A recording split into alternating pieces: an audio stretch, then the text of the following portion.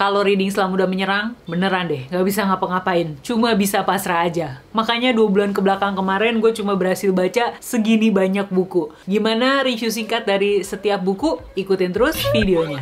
Hey fellas, welcome back to my YouTube channel. My name is Saya. Disclaimer dulu sebelumnya bahwa tidak ada angka yang bagus dan jelek kalau menyangkut jumlah bacaan buku ya. Karena sebenarnya setiap orang kan kecepatan bacanya beda-beda dan nggak harus kejar target juga gitu, kayak mau kejar target beli rumah. Ini gue ngebandingin sama diri sendiri aja, yang mana biasanya dalam sebulan tuh gue bisa baca 6-7 judul, ya 5 lah paling sedikit. Nah 2 bulan kebelakang itu gue mengalami yang namanya reading slump. Alhasil 2 bulan kebelakang cuma berhasil baca ini 6 buku fisik dan 1 buku digital, yang mana ada 4 novel thriller, terus juga ada 2 buku non-fiksi dan 1 novel klasik. Kita masuk aja ke pembahasan tiap bukunya. Buku pertama yang gue baca di bulan April adalah ini dia, Animal Farm-nya George Orwell ya. Ini kita baca barengan klub bukunya Sofa Literasi di bulan April. Bercerita tentang sebuah peternakan, tadinya namanya Peternakan Manor, yang dimiliki oleh Tuan Jones. Akan tetapi, para binatang di sana merencanakan sebuah kudeta untuk menggulingkan manusia, karena mereka punya pendapat bahwa manusia itu eksploitatif. Mereka cuma pengen mempekerjakan binatang yang kerja keras, tapi hasilnya dinikmati oleh manusia. Makanya mereka mau menggulingkan manusia supaya bisa menguasai peternakan tersebut. Singkat kata, kudeta tersebut berhasil dan akhirnya peternakannya diganti namanya jadi Peternakan Binatang alias Animal Farm. Mereka ini punya satu prinsip namanya binatangisme, yang mana intinya semua binatang itu sederajat. Akan tetapi ada golongan-golongan binatang tertentu yang ternyata derajatnya lebih tinggi sedikit dibanding yang lain, yaitu golongan para babi. Mereka menganggap mereka lebih cerdas sehingga punya hak untuk membuat peraturan, terus juga mengatur sistem kerja di peternakan tersebut. Bagaimana akhirnya si peternakan hewan ini, apakah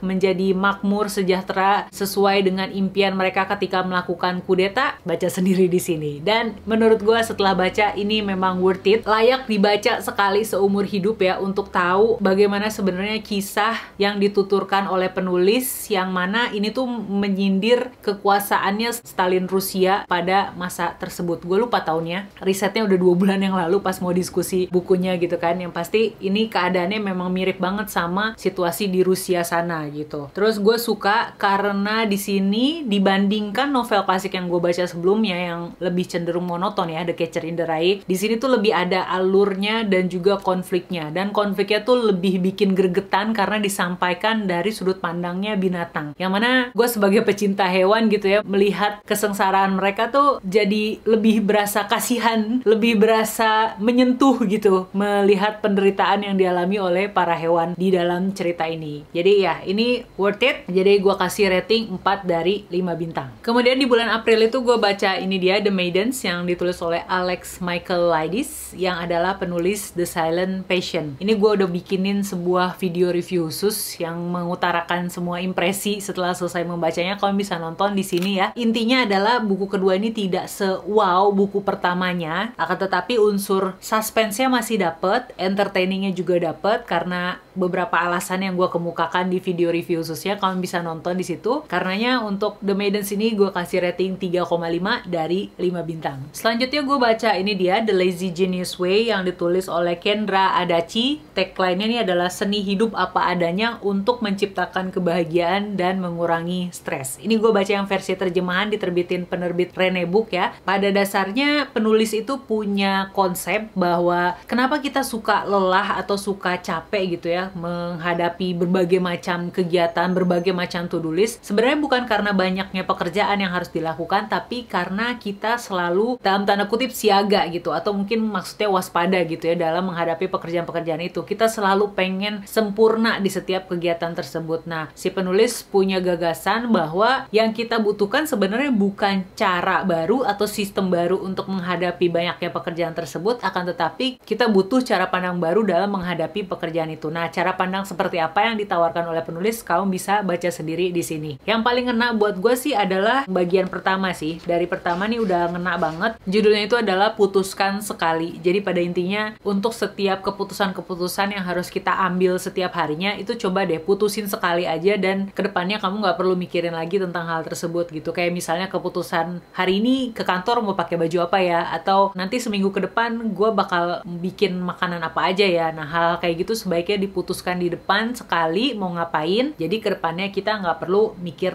terlalu pusing, cukup dijalanin aja gitu. Sebenarnya masih ada beberapa poin-poin menarik lainnya yang gue suka dari buku ini, dari pemikirannya penulis, sementara lain-lainnya itu bukanlah sesuatu yang baru ya, karena gue udah pernah membaca tentang hal tersebut di beberapa buku. Si penulis pun juga kadang merefer atau menuliskan referensi dari mana dia dapat ide tersebut, kayak misalnya dia menyebutkan tentang membangun kebiasaan alias habit, itu yang dia dapat dari Atomic Habits-nya James Clear. Terus juga ada beberapa narasinya tentang beberes, itu pun udah pernah gue baca di bukunya Francine J yang Joy is Less. Meskipun demikian masih ada beberapa hal lainnya yang menurut gue cukup original, itu menarik serta applicable alias bisa diaplikasikan. Paling yang bikin kurang nyaman adalah terjemahannya. Menurut gue terjemahannya tuh pemilihan kata-katanya agak kurang luwes yang berakibat membaca kalimatnya tuh terasa aneh gitu. Nah, ini gue rekomendasiin buat kamu yang ngerasa overwhelmed gitu ya, kebingungan menghadapi berbagai macam to-do list yang harus dihadapi setiap harinya, kamu bisa coba baca nih The Lazy Genius Way-nya Kendra Adachi. Ini gue kasih rating 3 dari 5 bintang. Nah, di bulan April itu gue sebenarnya udah baca buku ini, Alegori Valeri, yang ditulis oleh Aya Wijaya gitu ya. Udah mau tamat sebenarnya di halaman 212, tapi terus halamannya cacat gitu. Halamannya berulang lagi mundur ke bab-bab sebelumnya. Jadi akhirnya kontak ke adminnya penerbit Nora dan akhirnya bukunya diganti. Dan baru kemarin selesai menamatkan cerita ini. Jadi ini masuk ke April apa Mei ya? Ya April Mei lah ya. Yaudah sekalian aja kita bahas. Jadi Alegori Valeri ini tuh bercerita tentang tokoh utamanya Valeri yang waktu kecil dia dituduh membunuh 3 orang yang salah satunya itu adalah ayah kandungnya sendiri. Singkat kata dia di penjara karena hal tersebut dan 7 tahun kemudian dia baru bebas. Setelah bebas dari penjara, dia bertemu tokoh lainnya yang bernama Hazel, cowok gitu ya, Hazel, yang menawarkan dia untuk mengangkat kisahnya menjadi sebuah film supaya bisa menunjukkan ke orang-orang ketidakadilan dalam sistem hukum negara ini. Akan tetapi di pihak lain ada sebuah organisasi yang merasa terancam dengan bebasnya Valeri dari penjara. Dan organisasi ini pun mulai mengamat-ngamati tingkah lakunya Valeri dengan harapan supaya bisa tanda kutip menaklukkan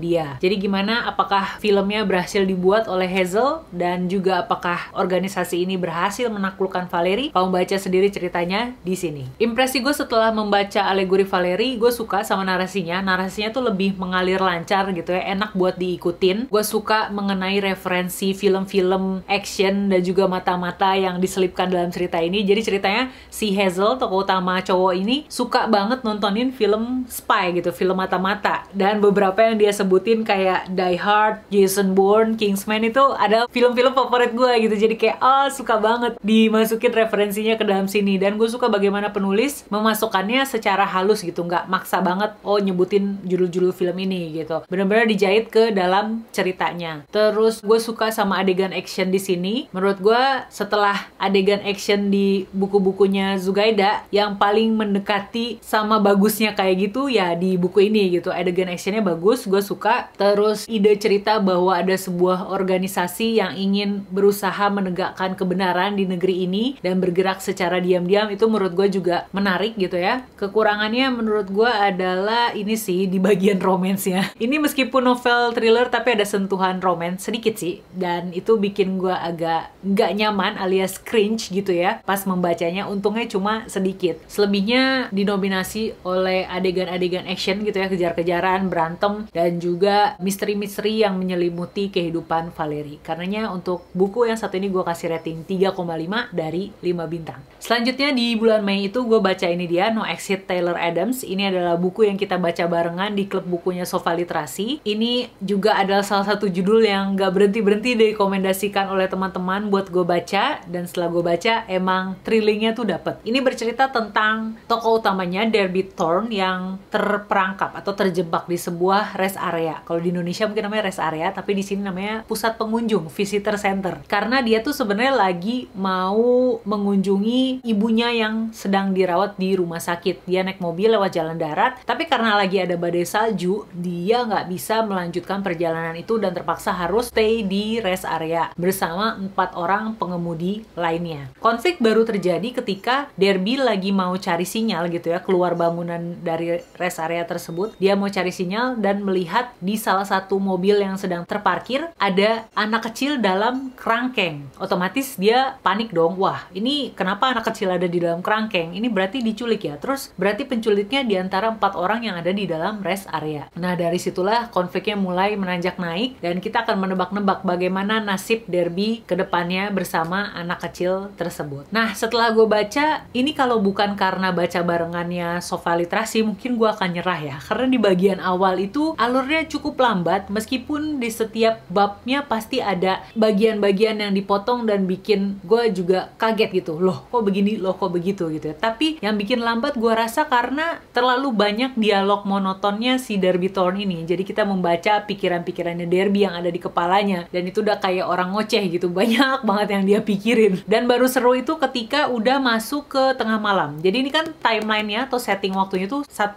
malaman penuh, dari mulai sekitar jam 6 sore sampai besok subuhnya ya. Dan menurut gue baru seru itu setelah lewat tengah malam, setelah plot twist pertama diungkap. Makin banyak lah kejadian menegangkan bertubi-tubi sampai nanti masuk ke klimaks yang mana cukup berdarah-darah dan bikin ngilu gitu bacanya. Di filmnya pun gue kemarin juga nonton filmnya, juga seperti itu ya. Bagian serunya tuh baru di pertengahan menuju akhir dan baru terasa sadis di bagian yang akhir-akhir gitu. Udah gitu menurut gue nggak ada plot twist yang terlalu wow atau gimana-gimana. Cukup disayangkan, padahal ini punya potensi untuk membuat twist yang bikin pembaca nggak nyangka kalau ceritanya bakal dibawa ke situ. Tapi untuk adegan thrillingnya atau menegangkannya sih boleh lah, cukup dapat. Terus gore-nya juga itu cukup mengerikan dan bikin ngilu. Karenanya untuk No Exit ini gue mau kasih rating 3,5 dari 5 bintang. Sebelum lanjut ke novel thriller berikutnya, gue menyelingi bacaan dengan buku non-fiksi. Jadi gue baca ini dia nih, The Life Changing Manga of Tidying Up-nya Marie Kondo. Ini sebenarnya metodenya atau prinsipnya masih sama ya dengan metode KonMari yang disampaikan penulis di bukunya yang satu lagi, The Life Changing Magic of Tidying Up. Cuma di sini ada komiknya dan ada ceritanya gitu, di mana tokoh utamanya bernama Chiaki. Dia berumur sekitar 20-an, 20-25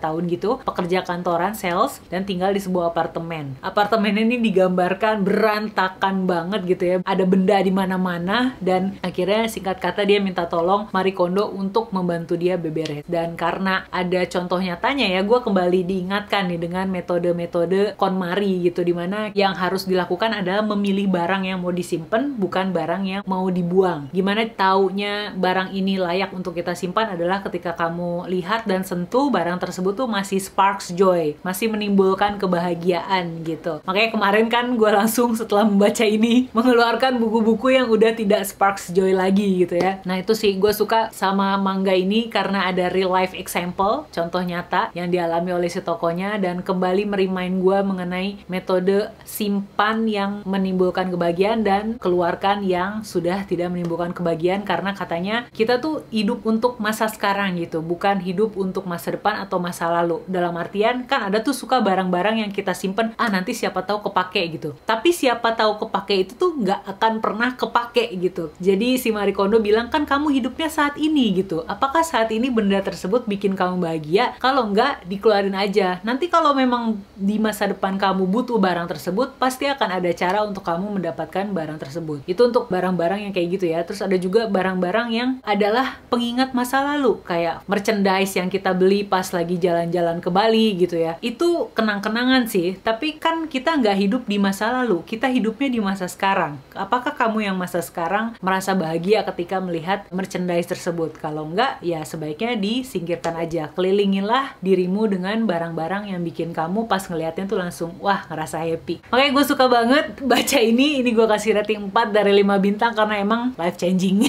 Nah, barulah gue siap untuk baca novel thriller berikutnya, yaitu ini dia, Happiness Battle, yang ditulis oleh Jo Young-ha. Ini gue baca karena ikutan baca bareng yang diadain Rachel dari channel Rachel's Library ya, dan tanggal 4 Juni kita bakal diskusiin bukunya di channel tersebut secara spoiler gitu. Nah, ini tuh ceritanya tentang sepasang suami istri yang ditemukan dalam kondisi mengenaskan di sebuah apartemen mewah gitu ya, di Gangnam. Nama suaminya itu adalah Do Joon. Dia ditikam di di punggung, sementara istrinya Eugene ditemukan tewas posisinya bergelantungan di pagar balkon. Usut punya usut, ternyata Eugene ini tuh terlibat dalam tanda kutip perang kebahagiaan di media sosial bersama ibu-ibu TK elit lainnya gitu. Nah, apakah kematian Eugene ini ada hubungannya dengan perang kebahagiaan tersebut? Dalam bentuk apa? Itu yang akan kita cari tahu dalam cerita ini. Nah, kalau dari segi narasi ya, gue mau mengacungi jempol untuk penerjemahnya, Mbak Iing Liana, karena terjemahannya enak banget, narasinya tuh enak banget. Gue tidak menemui referensi-referensi budaya yang membuat gue kesulitan memahami ceritanya seperti waktu baca Pasukan Buzzer. Di sini mungkin karena yang dibahas juga tentang media sosial ya, jadi kayak langsung paham gitu. Jadi enak banget narasinya. Selain karena faktor itu, juga karena faktor misterinya yang memang perlahan-lahan diulur gitu oleh penulis. Jadi kayak tiap bab ada aja gitu hal yang bikin kita bertanya-tanya, loh kenapa begitu? Kenapa begini? Ini siapa?